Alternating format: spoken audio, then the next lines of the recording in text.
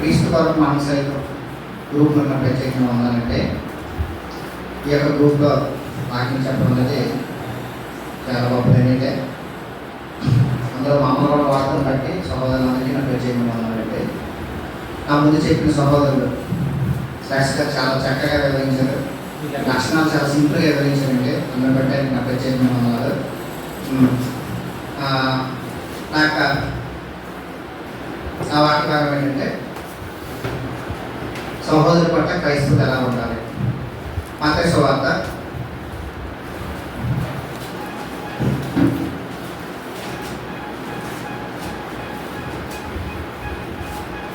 6వ అధ్యాయం 43 నుండి 48 వచనం చదువుకుంటాం. సరే, 6వ అధ్యాయం 43 నుండి 48 వచనం ఎవరైనా చదివి వస్తుంది పోతున్నానంటే, నీ పొరుగువాడిని ప్రేమించి నీ శత్రువును ద్వేషించమని చెప్పబడిన మాట మీరు విన్నారు కదా. నేను మీతో చెప్పినదేమనగా, మీరు పరలోకమందున మీ తండ్రికి కుమారులై ఉండునట్లు మీ శత్రువులను ప్రేమించుడి, మిమ్మును హింసించు వారి వరకు ప్రార్థన చేయుడి. ఆయన చెడ్డవారి మీదను మంచివారి మీదను తన సూర్యుని ఉదయింపజేసి నీతిమంతుల మీదను అనీతిమంతుల మీదను వర్షం కురిపించున్నాడు. మీరు మిమ్మల్ని ప్రేమించే వారిని ప్రేమించిన ఎడల నీకేమి ఫలం కలుగును? సుంకరులను అలాగ చేయుచున్నారు కదా. మీ సహోదరులకు మాత్రము వందనము చేసిన ఎడల మీరు ఎక్కువ చేయుచున్నదేమి? అన్ని జనులను అలాగ చేయుచున్నారు కదా. మీరు మీ పరలోకపు తండ్రి పరిపూర్ణుడు కనుక మీరును పరిపూర్ణులుగా ఉండేదారు.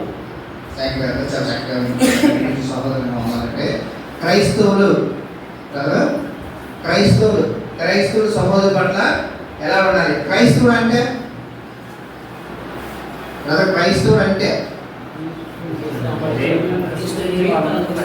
క్రీస్తుని ధరించినవాడు. ఎవరు? క్రీస్తుని ధరించినవాడు. ఈ క్రీస్తుని ధరించిన వ్యక్తి కోసం మాట్లాడడం అంటే, క్రీస్తు ధరించిన వ్యక్తి తన సహోదరు పట్ల ఎలా ఉండాలి? లోకంలో సహోదరులు బయట మనం చాలా మంది కనబడతారు. సహోదరుడు అంటేనే వాళ్ళ దృష్టిలో ఒకే రక్తం, ఒకే కుటుంబం. మా నాన్న కుటుంబం అది చాలా పెద్ద కుటుంబం, మా జనాభా మా వెనక చెప్తారు కదా. మా కుటుంబం అంత ఎంతమందో తెలుసా? మా బ్యాక్గ్రౌండ్ ఏదో మీకు తెలుసా? చెప్తారు. కానీ అక్కడ డబ్బుకు పెద్ద పెట్టాడు.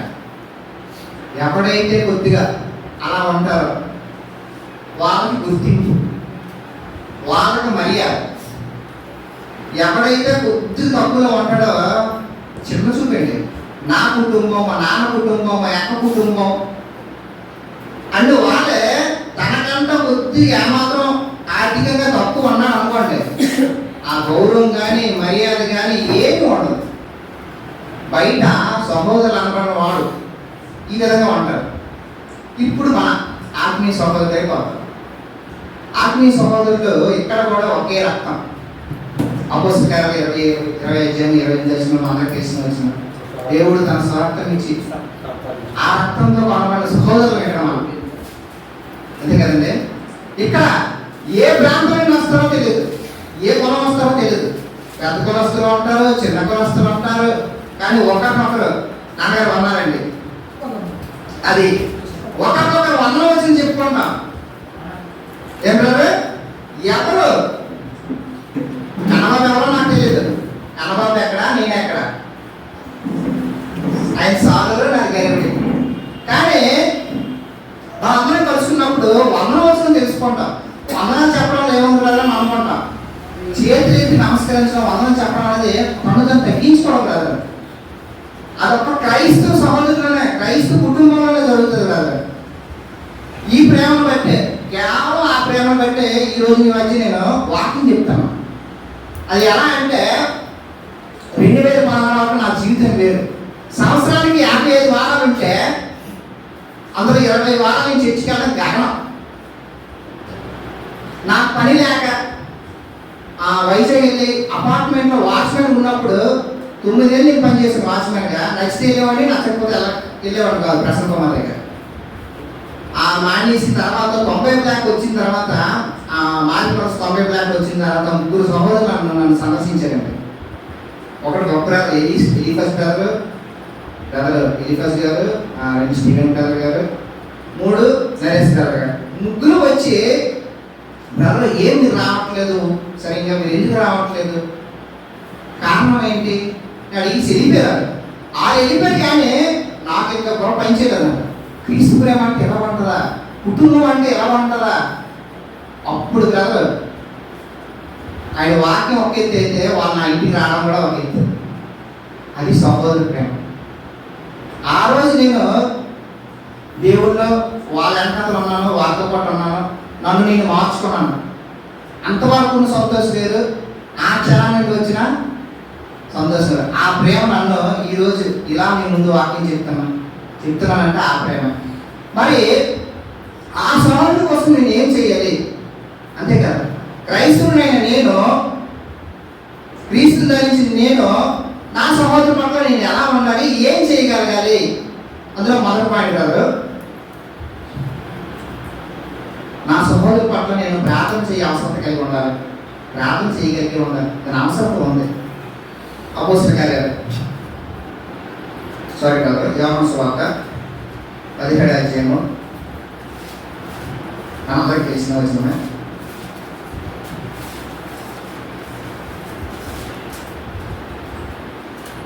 వస్తుంది.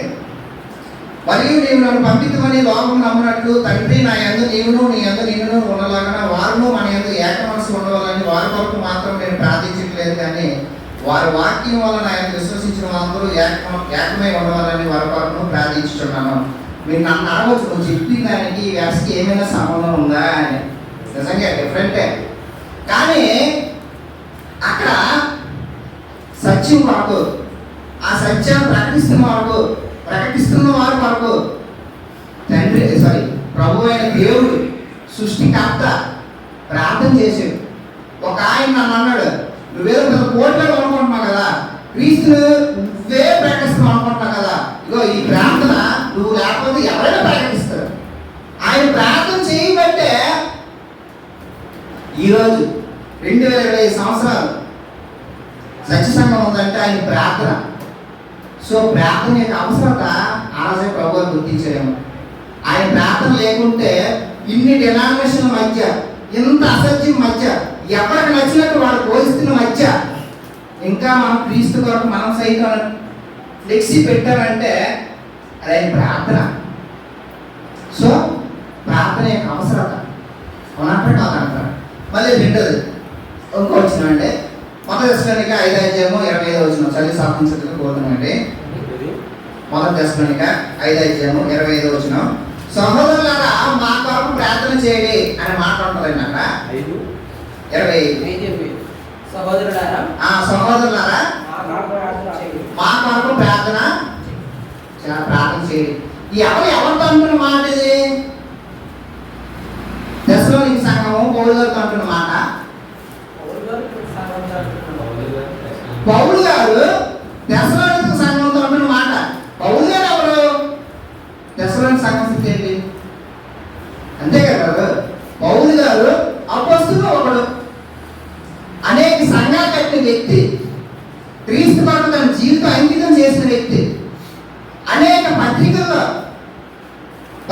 ప్రారంభంలో సంఘాల కోసం ప్రార్థన చేసిన వ్యక్తి, మీ అందరూ నేను ఆనందిస్తున్నాను, దేవుడు కృతజ్ఞతలు చెల్లిస్తున్నాను వ్యక్తి దశలోనిక సంఘంతో చెప్తున్న మాట మీరు మా కొరకు ఆయనకు అర్థమైంది. అంతే కదా. ఆయన ప్రార్థన యొక్క అవసరం అర్థమైంది.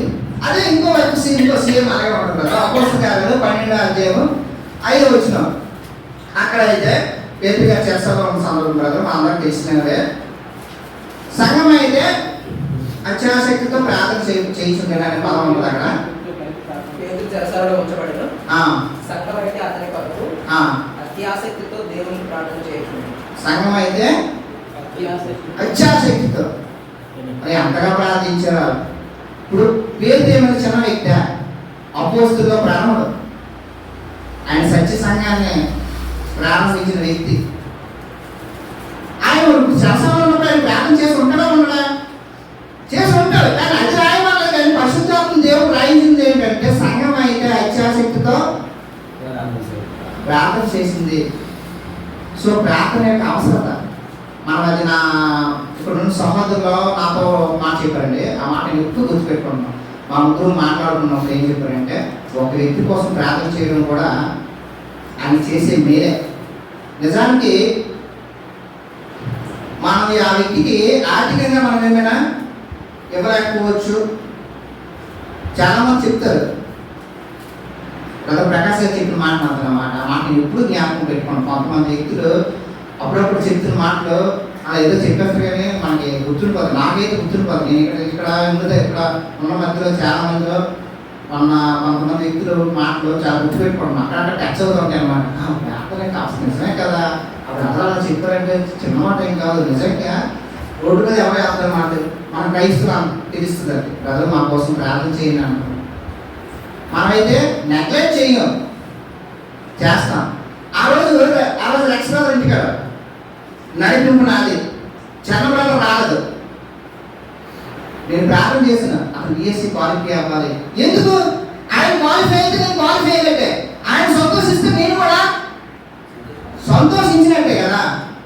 మన ప్రార్థనలో, ముఖ్యంగా నా ప్రార్థనలో కూడా మన సహోదరుల యొక్క ఆలోచన దేవుడు సఫలం చేయాలని ప్రార్థిస్తున్నాను. ఆ రోజు ఎక్స్ట్రాగా చెప్పారు. ఆ రోజైతే నాకు మైండ్ బ్లాక్ అయిపోయినారు. ఆయన జాబ్ను వదిలేసి దేవుని పని కొరకు నేను ఒక టిఫిన్ కొట్టి నడుపుకుంటున్నాను అనుకుంటున్నాను కదా. ఆయన ఎలా చెప్పారో నాకైతే గొప్ప పనిచేయలేదు కదా. ఎంత విశ్వాసం ఉండాలా దేవుని పని కోసం. నేను నిజంగా బ్రదర్ నా ప్రార్థనలు ఎప్పుడు మీరు సేవ కావాలని ప్రార్థన చేస్తున్నాను. అంటే మన సహోదరుల కొరకు, క్రైస్తవులైనా మన సహోదరుల కొరకు క్రీస్తుని ధరించి నేను ప్రార్థన సహోదరులతో ప్రార్థన చేయాల్సిన అవసరం ఉందా లేదా? అవసరం ఉంది. ప్రభువైన యేసుక్రీస్తు అక్కడ ప్రార్థన చేశారు. మొదటి పేరుతో 2:21 ఆయన అన్నింటిలో మనకి మాది చూపించారు. ఆయన అవునా కాదా? ప్రార్థన యొక్క అవసరత ప్రతి ఒక్క సందర్భం. అదే పాత నిబంధనలో ప్రార్థన యొక్క అవసరత ప్రతి భక్తుని కూడా, ఏ భక్తుని కూడా ప్రార్థన లేకుండా భక్తులైనట్టు మనకి అనిపించలేదు. సో మనము క్రీస్తుని ధరించిన మనము మన పట్లే కాదు, ఎప్పుడు నా కోసం కాదు. మనం ప్రార్థన చేస్తే ఎలా ఉంటుందో ఎప్పుడు నా నా నా నా నా అంతే మనకి.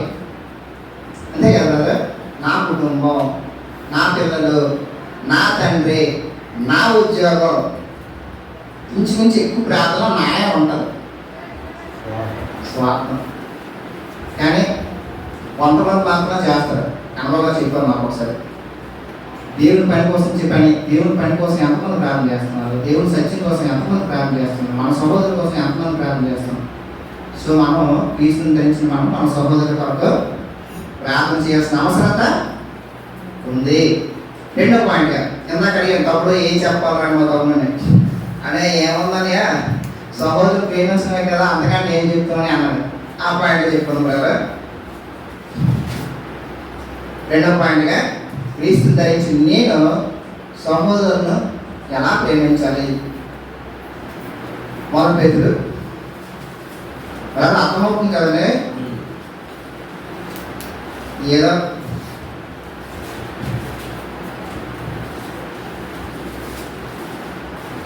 మొదటి పేతురు 4:8 ప్రేమ కదా నేను చదువుతాను. అందరూ తీశారు కదా.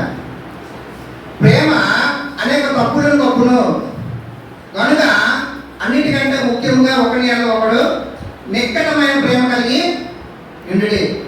అందులో ప్రేమ అనేక తప్పులను కప్పును కాదా కాదా? నా వైపు లాగే ఉందండి.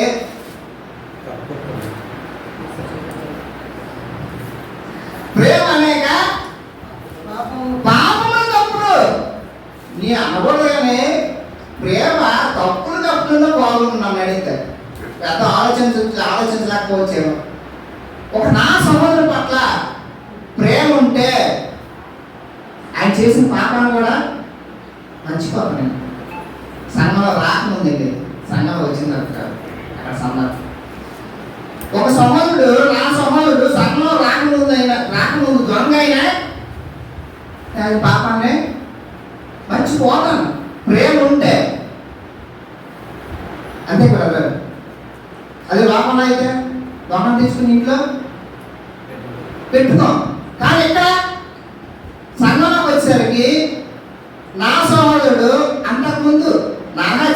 చేసినా, దొంగతనం చేసినా నాకు అతని మాత్రం ప్రేమ ఉంటే ఈయనకే రెస్పెక్ట్ ఇస్తున్నాను, ఈయనకే గౌరవిస్తున్నాను, ఆయన కూడా అదే గౌరవం ఇవ్వాలి. అదే దేవుడు చెప్తున్న వాక్యం మాట. ఇందాక ఎలా చెప్పారు యోహాను సువార్త 3:16 కాగా దేవుడు లోకంలో ఎంతో ప్రేమించినారు. మరి ఆయన ప్రేమించినప్పుడు నా సహోదరుడు కూడా ఆయన ప్రేమలో ఉన్నాడు కదా, ఆయన లోకంలో ఉన్నాడు కదా, ఆయన ప్రేమించుకుంటే కదా మన సంఘంలో ఉన్నాడు, అంతా పాటు ఉన్నాడు. మరి మనని ఎంత ప్రేమించాలి?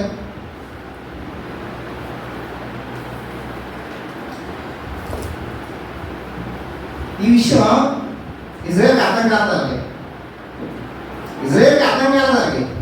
ఆజ్ఞాన్ని పాటిస్తారు, ధర్మశాస్త్రం ఆచరిస్తారు అనుకుంటున్నారు తప్పించి, కానీ రోమ పత్రిక 13వ అధ్యాయము 10వ వచనం ప్రకారం వాళ్ళకి అర్థం కాదు. అలాగే చదువుతారు నాకు చెప్పారా, నిన్ను వల్ల నీ పొరుగు వాడిని ప్రేమిస్తే ధర్మశాస్త్రం నెరవేర్చడం, ప్రేమ పొరుగు వారికి కీడు చేయదు కనుక 10వ వచనం కదా, ప్రేమ కలిగి ఉండుట ధర్మశాస్త్రమును నెరవేర్చుటే. నీ పొరుగు వాడిని ప్రేమిస్తే కీడు చేయదు ధర్మశాస్త్రం నెరవేర్చుటే. ఇదన్నీ నాకు అర్థం కాలేదు. నిజంగా నీ పొరుగు వాడిని ప్రేమిస్తే నువ్వు పాపం చేయక్కర్లేదు, వారం వారం బలాయించక్కర్లేదు, ధర్మశాస్త్రాన్ని నువ్వు నెరవేర్చిన వాడు అవుతావు. కానీ ఇది మనకి వర్తిస్తుందా? ఎందుకంటే కొత్త కోసరికి మొత్తం దేవుని సంకల్పం అంతా వీళ్ళు అయిపోయింది. మనం ఇచ్చు బైబిల్ చదువుతున్న మనము సహోదరులమైన మనం ప్రేమించకపోతే, ప్రేమిస్తున్న మాట చెప్తున్నాం, ప్రేమించాలని మాట చెప్తున్నాం, అనేక సార్లు నీ యొక్క సంఘాలకు చెప్తున్నాం, ఇచ్చు బైబిల్ స్టడీ చేస్తున్నాం, మరి దీన్ని మనం పాటించకపోతే అంతే కదా. ధర్మశాస్త్రం నెరవేర్చిన వాడు అవుతారని చెప్తున్నప్పుడు మనం అనేక ఏంటి పరలోకానికి వెళ్ళాలి. అంటే నీ సహోదరుని ఏమాత్రం ప్రేమించకపోయినా ఇదే మనకు పేరుగా వస్తుంది. అయితే ఎన్నిసార్లు నేను క్షమించాలి? 77 సంవత్సరం అంటే జీవితకాలం అంతా ఈయనదమ్మా 77 అంటే మన జీవితకాలమే. నీ జీవితకాలం మట్టుకు ఏదో నీ సహోదరుని ఎలా తప్పిదం చేశాడంటే విడిచిపెట్టి మాట్లాడాలి. ఇంకా వినకపోతే 2-3 సాక్షి ఎదుట పెట్టాలి. ఇంకా వినకపోతే సంఘంలో చెప్పించాలి. అది కదా ధర్మం. అంటే ఒక సహోదరుని సంపాదించుకోవటానికి ప్రేమ చూపించటం చాలా చాలా చాలా అవసరం. ఈ విషయం పాత నిబంధనలో ఈ వ్యక్తికి అర్థమైంది కదా. 2వ సమయాలు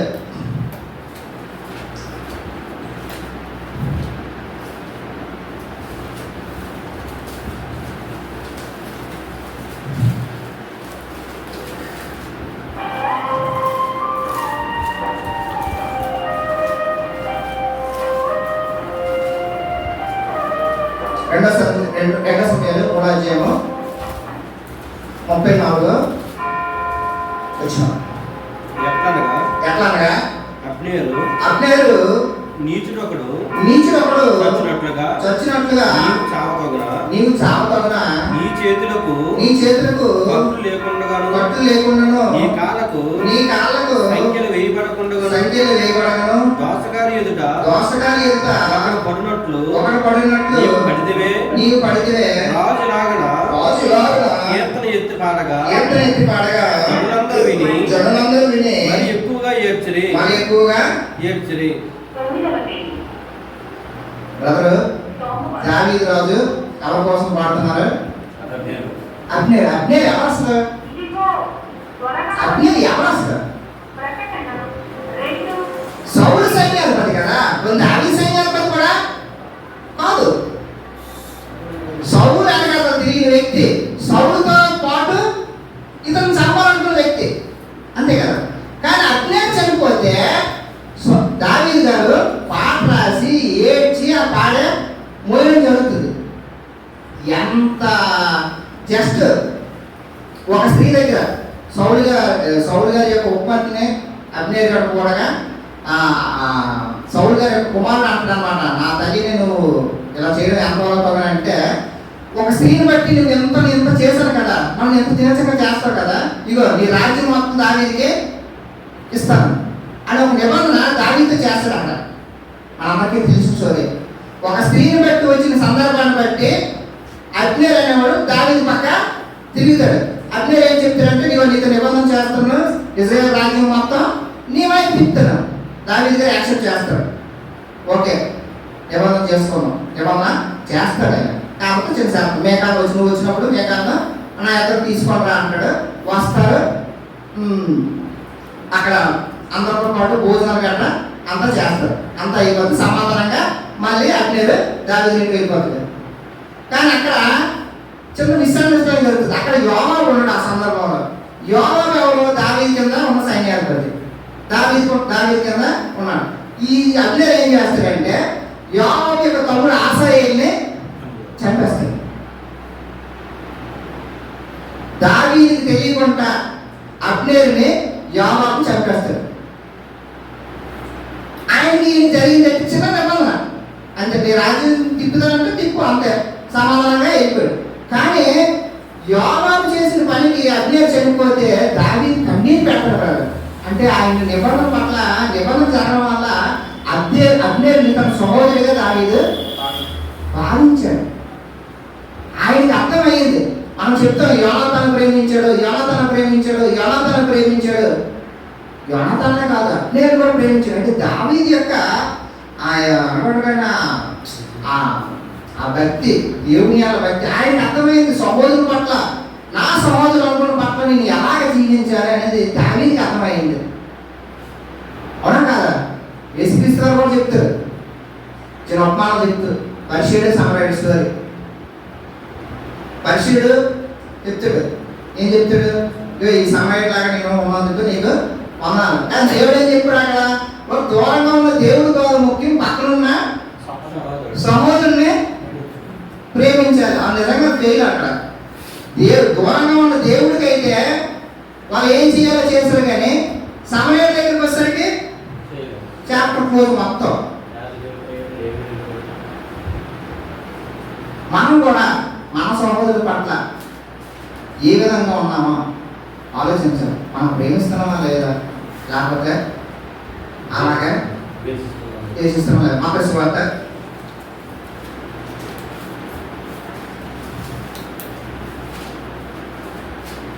12వ అధ్యాయము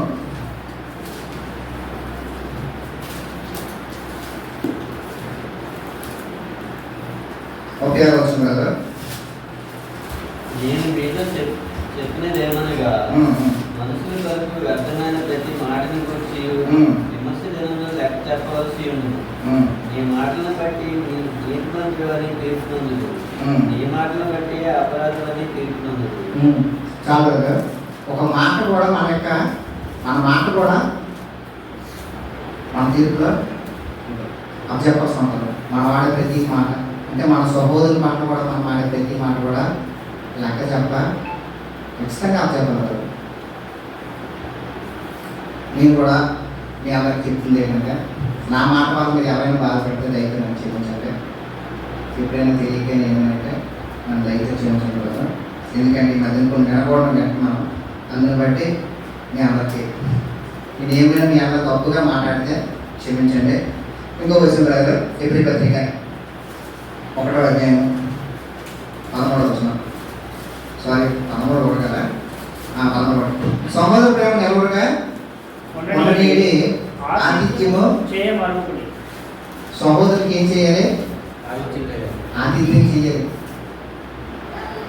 నిజానికి ఈ క్రీస్తు వారు మన సైతం గ్రూప్లో మొదటి నెల అండి ఈ నెల వరకు మన ఆతిథ్యం మాత్రం మన సహోదరులు అద్భుతంగా చేశారు కదా. మీ ప్రేమ బట్టి నిజానికి మీకు వందనాలు. ప్రకాష్ బ్రదర్ దగ్గర ఏం కానీ, రెక్స్ బ్రదర్ ఏం కానీ, మా బ్రదర్ కింగ్ సాల్మన్ గారి దగ్గర ఏమి చాలా అద్భుతంగా చేశారు.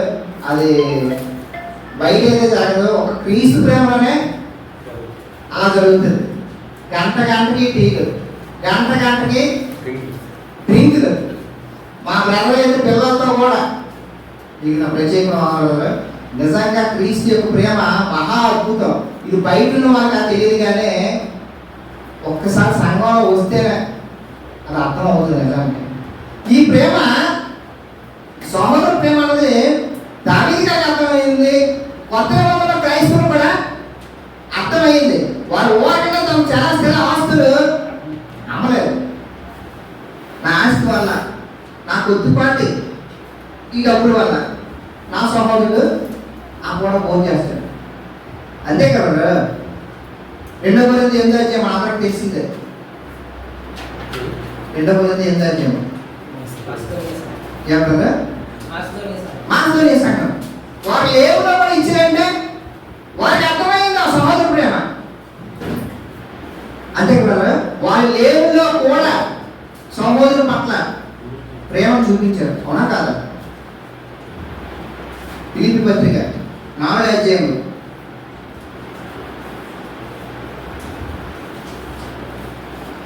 సత్యంగా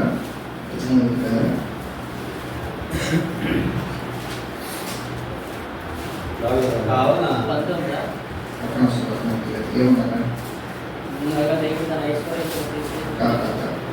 కావున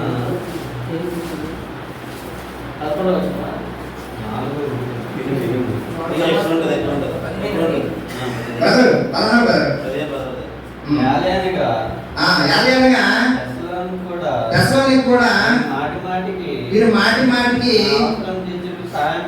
నా అవసరం తీర్చేందుకు ఎవరు చేశారు?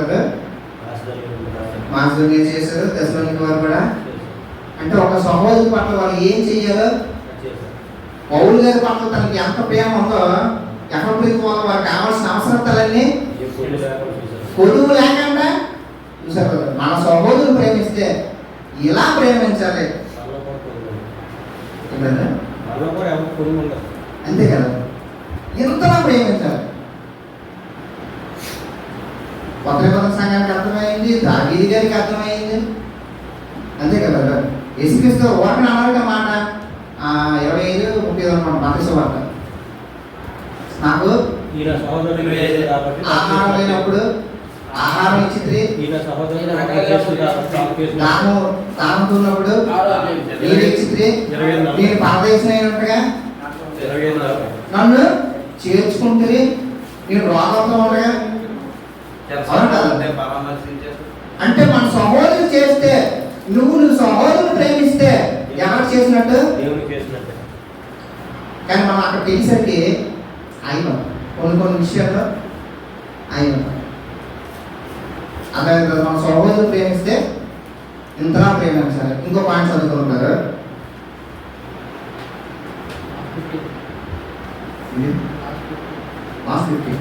Okay, thank you. మన సహోదరుల పట్ల ఆదరణ కలిగి ఉండాలి. 3వ పాయింట్గా మన సహోదరుల పట్ల మనము ఆదరణ కలిగి ఉండాలి.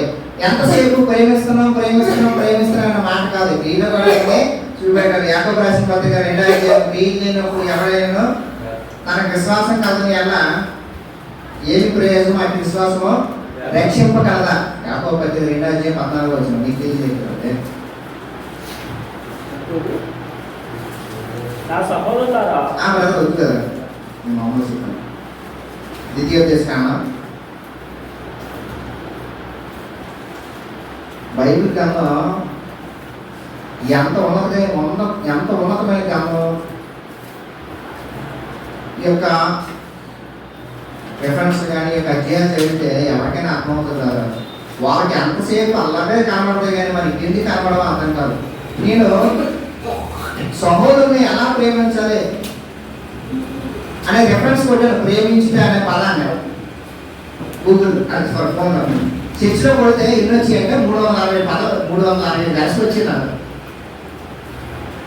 నేను బీచ్ని కాదు కదా, అక్కడ నేను తీసి పెట్టినాను. జస్ట్ ఎందుకంటే మన సహోదరుని ప్రేమించడం వల్ల ఎన్ని వెర్స్లు ఉన్నాయి జస్ట్ అనేసి ప్రేమ అంటే టైప్ కొడితే 360 వెర్స్లు వచ్చాయి. ఫోన్లో పాత్ర ఎందుకు భద్రమాన చూద్దాం 260 వెర్స్లు వచ్చాయి. ఇన్నిటితో టైం మనకు మనిషి జస్ట్ మన కొన్నిటితోనే ఇది అంటే ప్రేమ 260 వెర్సలో చెప్పారంటే బైబిల్ గ్రంథం చిన్న మామూలు గ్రంథమా? అది ఎంతసేపు అలాగే కనపడతాయి. మరి ఎందుకు ఇంక కనపడడం నాకు అర్థం కాదు. ద్వితీయోపదేశకాండ సహోదరుల పట్ల ఎలా ఆదరణ కలిగి ఉన్నారో ద్వితీయోపదేశకాండ 15వ అధ్యాయంలో మనకు కనబడుతుందండి.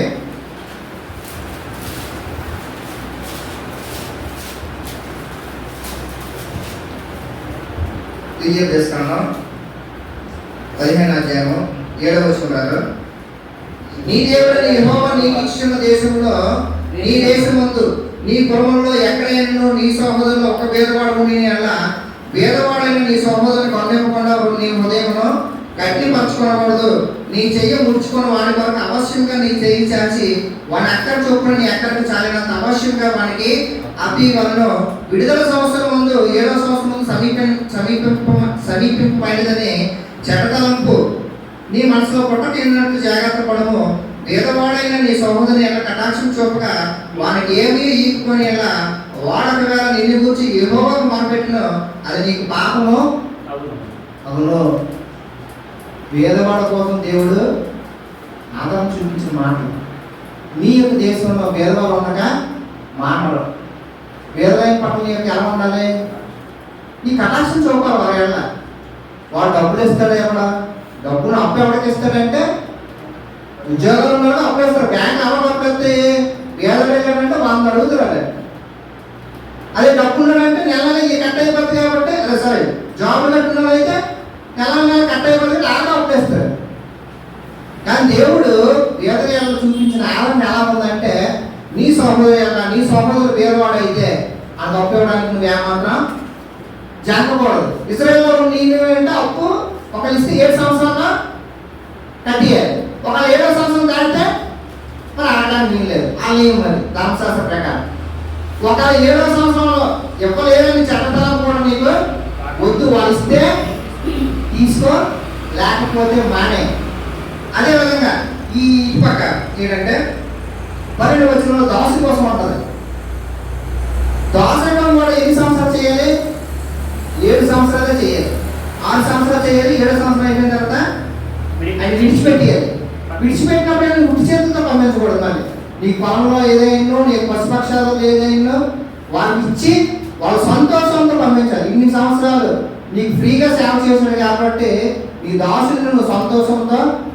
ఇలాంటి మాటలు పేదవాడి పట్ల కానీ దాసుని పట్ల కానీ ఏ గ్రంథంలో బ్రదర్ ఆదరణ చూపితే ఏ దేవుడు బ్రదర్ ఆదరణ చూపెడదు. వేదమైన మీరు ధన్యుడు పర్లోక రాజ్యం ఎంతకంటా గొప్పది ఇంకేం బ్రదర్. మీకు అనవడం కాదు. నీ సహోదరు పట్ల మన ఆదరణ చూపితే ఇలా చూపాలి, మన కలిగిన అంతట్లో చూపాలి. ఒక సహోదరు నేను బండి మీద వెళ్తుండగా మంచి అన్నప్పుడు ఒక పిచ్చివాడు వెళ్ళిపోతాను. నేను అప్పుడే టాటా బ్లూటూత్ తాగిసి పడేసాను అన్నమాట. ఆ వల్ల ఏంటన్నానంటే అయ్యో అని అనవసరం తాగిసి పడేసామయ్యా, కనీసం టాటా బ్లూటూత్ ఇచ్చాను కదా అతనికి. నేను మాకైతే కట్టాయిపోయింది. నిజమే కదా, ఇలా చూపెట్టాలి కదా. నిజంగా ఒక పిచ్చివాడు పట్ల కూడా మనం ఎంతో పొందాం. టాటా బ్లూటూత్ ఇచ్చిన దేవుడు ఏమన్నాడు? నువ్వు సహోదరుడు నీళ్ళు ఇచ్చినది ఎక్కడో వస్తున్నాడు కదా. అవునన్నా కదా కదా, నీళ్ళే కదా, అవి ఎక్కడో రావు. నీళ్ళు ఇచ్చినా సరే దానికి తగిన నువ్వు ప్రతిఫలం పొందుకుంటావు. ఇది కదా సహోదరు పట్ల మన ఆనందం కలిగి ఉండాల్సింది. చివరగా మన సహోదరు పట్ల ఇంకెంత జాగ్రత్తగా ఉండాలి. మన సహోదరు పట్ల క్రైస్తవుని మనం క్రీస్తుని ధరించింది నేను ఇంకెంత జాగ్రత్తగా ఉండాలి. చివరి పాయింట్ కంక్లూడ్ చేస్తున్నాం. ఇందాక మనం చదువుకున్న మత్తయి సువార్త 6వ అధ్యాయము 43 నుండి 48 వచ్చిన వరకు 6వ అధ్యాయము 5వ అధ్యాయము. అక్కడ ఉన్న మాట అంటే నీ శత్రువుని ప్రేమించడం. అవునా కదా?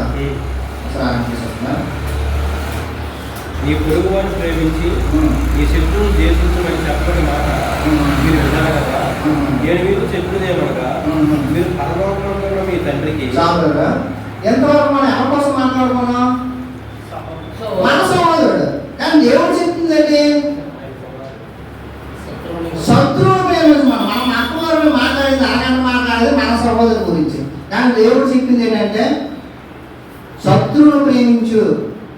ఈ మాటను బట్టి కాదా ప్రపంచం అంతా క్రైస్తవానికి అట్రాక్ట్ అయింది. అంతవరకు ఎవరు చెప్పలేదు శత్రువును ప్రేమించడం అన్నమాట. ఇలాంటి మాటలే, ఈ మాటే ప్రపంచాన్ని అట్రాక్ట్ చేసిన మాట శత్రువును ప్రేమించడం. ఇంత మనం ఎంత ప్రేమించిన ఏం చెప్తాం అందరి దగ్గర? క్రిస్టియన్స్ ఎక్కువ, ముస్లిమ్స్ ఎక్కువ, హిందూస్ ఎక్కువ. అదే కదా ఈ మాటను బట్టి కాదా మోడీ గారు మన ఇంకా ఇండియాలో భరిస్తుంది. ఇలాంటి మాటలు బైబిల్లో అవే ఉండబట్టి మన ఇంకా క్రిస్టియన్స్ ఇంకా ఇండియాలో ఉంచుతారంటే ఇలాంటి మాటలు ఉండబట్టే. మన ఏదో జరిగింది, ముస్లిమ్స్ పట్ల చిన్న నెగిటివ్ వచ్చింది, కానీ క్రిస్టియన్స్ పట్ల ఇలా నెగిటివ్ రాదు.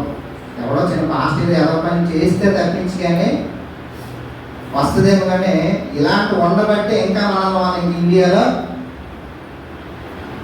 ఇస్తున్నారు.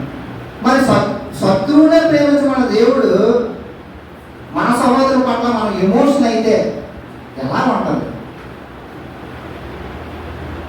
ఎమోషన్ అయితే అసలు ఎమోషన్ అవ్వాలంటే ఎవరు ఎమోషన్ అవ్వాలి?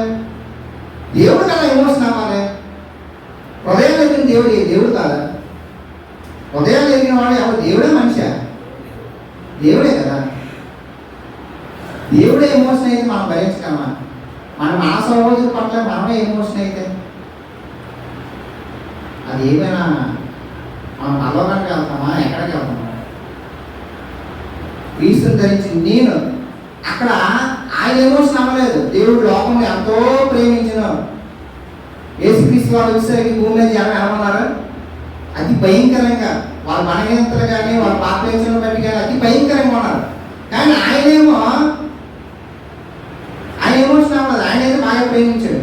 సంఘంలో ఉన్న మనము క్రీస్తుని ధరించుకున్న మనము ఎమోషన్ అవుతున్నాం అంటే మనం ఏం లేదు మనకే తెలియాలి. మరి మనం ఎప్పుడు ఒకటి ఇప్పుకుంటాం. గలతీ పత్రిక బాగా వివరిస్తున్నాం. శరీర కార్యాలు, ఆత్మ ఉంటుంది. శరీర కార్యాలు కదా ద్వేషము, కలహము, మత్సరము, అసూయ, కోపము. నీలో కోపం వస్తుందంటే మత స్వార్థ 5వ అధ్యాయం అన్నారు కదా, నీ సహోదరుని కోపిస్తే విమర్శకులు మనం కోపడతాం అంటే సహోదరు పట్ల చిన్న చిన్న విషయాలకే మనం కోపడతాం అంటే మనలో ఏముంది? శరీర కార్యాలు ఉన్నట్ట, ఆత్మఫలాలు ఉన్నట్ట. ఆత్మఫలాలు ఏంటి? ప్రేమ, సంతోషం, దీర్ఘశాంతము. 13వ అధ్యాయం మనకు తెలుసు. ప్రేమ అనే దాని మీద మొత్తం అధ్యాయం అంతా ఉండదు కదా.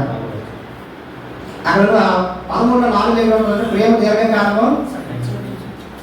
ఆ విషయం ఎవరికి అర్థమైందంటే దావీదు గారికి అర్థమైంది. ఆ విషయం ఎవరికి అర్థమైంది బ్రదర్? దావీదు గారికి అర్థమైంది ఆ విషయం. ప్రేమ దీర్ఘకాలం సహించిన మాట ఆయనకు అర్థమైంది. ఆయనకు అర్థమైంది కంటే సౌలు గారు ఆయన ఎన్నిసార్లు వచ్చినా సరే విడిచిపెట్టారు. ప్రేమ దయ చూపించిన మాట దావీదు గారికి అర్థమైంది. మరి మనం ఇంకా శరీర కార్యాలు కనబడుతున్నాయంటే నేను క్రీస్తుని ధరించిన వాడినా లేకపోతే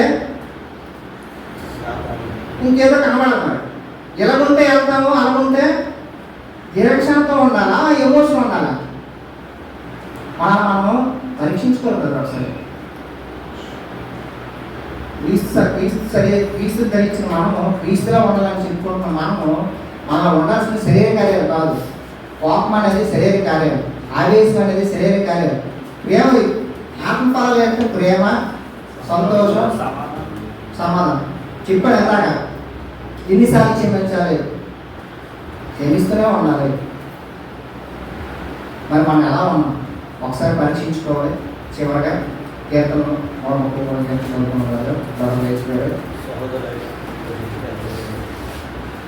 ఒకసారి చదువుకొని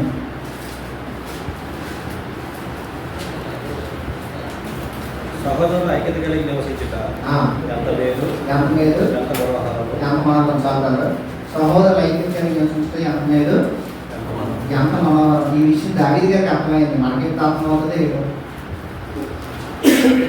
ఇందాక క్రీస్తు కొరకు మనం సైతం ఎక్సి పెట్టారు. అందులో ఉంటున్నానంటే నేను ఎవరి కోసం ఉంటున్నాను? ఎప్పుడైనా మనం ఆలోచించామా? ఎవరి కోసం ఆలోచిస్తున్నాం? ఎవరి కోసం ఉన్నాం? సార్ క్రీస్తు కొరకు మన సైతం ఫ్లెక్సీలో గ్రూపులో మనం ఎవరి కోసం ఉన్నాం? మన కోసమా? ఒక ఎలిఫాజ్ కోసం, ఒక కన్నబాబు కోసం, ఒక ఇస్సాక్ కోసం, ఒక ప్రకాశం కోసం నేను లేను. నేను ఎవరి కోసం ఉన్నానంటే క్రీస్తు కోసం ఉన్నాను. క్రీస్తు కొరకు నేను ఎవరో ఏదో అన్నాననే ఎమోషన్ అయిపోకూడదు, బలహీనతలోకి వెళ్ళిపోకూడదు. మనం కంట్రోల్ చేసుకుంటూ మనం ఉన్నది ఎవరి కోసం అంటే క్రీస్తు కొరకు. చిన్న విషయాలకి పెద్ద విషయాలకి మనం అనేది ఎమోషన్ అయిపోకూడదు. ఇది మనం అందరం జ్ఞాపకం పెట్టుకోవాలి. మనం ఉన్నది క్రీస్తు కొరకు నేను సైతం. లోకంలో లేదు ఈ ధన్యత మనకు ఉంది. క్రీస్తుని ప్రకటించే వరకు మనం ఉన్నాం కాబట్టి చిన్న చిన్న విషయాలకు మనం ఎమోషన్ అవ్వకూడదు. దయతో ఈ అందరూ ఆలోచిస్తారని నన్ను నేను హెచ్చరించుకుంటూ మిమ్మల్ని కూడా హెచ్చరిస్తున్నాను కదా. నేను ఎవరి కోసం కూడా ఈ పాఠం చెప్పలేదు. ఒకసారి ఆలోచించాలి, వాళ్ళ శరీర కార్యాలు ఉన్నాయా, ఆత్మఫలాలు ఉన్నాయని మమ్మల్ని ఒకసారి పరీక్షించుకోవాలని మీ అందరికీ మనసులో అనాలు చెల్లించుకుంటూ అవకాశం ఇచ్చిన